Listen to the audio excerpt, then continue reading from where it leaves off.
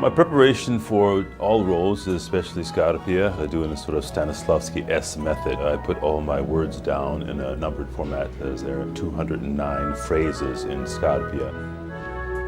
I put bold for nouns and underline them, and I put bold for pronouns, and then I put sort of italics for adjectives and verbs, things that will spark me to do something interesting at a certain point. I put an emotion with each of the phrases so that I have an idea of what I want to bring to that one, whether it's calm, whether it's excited, whether it's angry, whether it's happy, and it helps a lot to guide the character.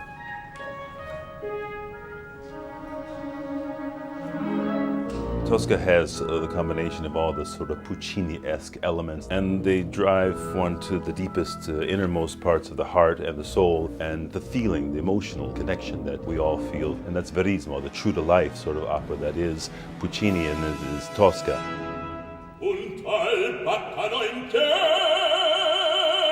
Scarpia is thrilling to play because it has many facets of evil as well as gentility and lascivious kind of nature, trying to seduce as many women as possible.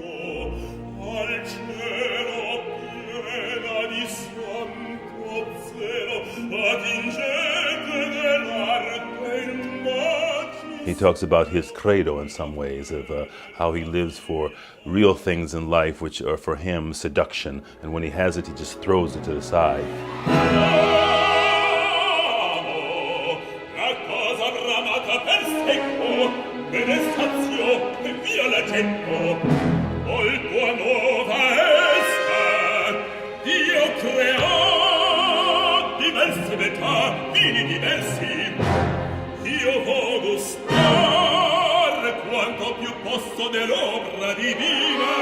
At the end of the second act, there's this "Già mi dicon venal," they call me venal, and it's finally when she says, "What's the price for saving my lover Cavaradossi?"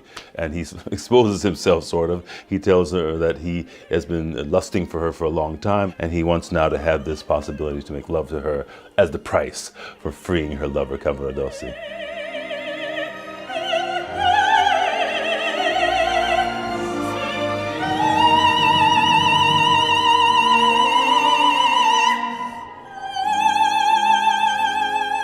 Having this evil Mephistophelian sort of thing that happens where you're trying to corrupt someone and find their weak points and watch them and see if you can play on their vulnerabilities, basically.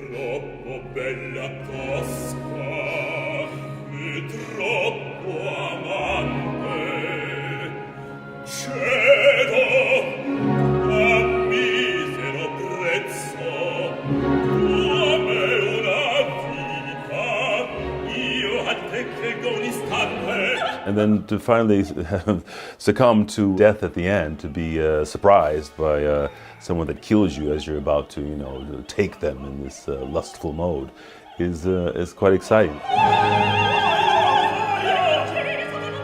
When there's beautiful music and there's a good story that's connected to it, that moves the spirit, it moves the heart and soul, but there's also a play going on underneath.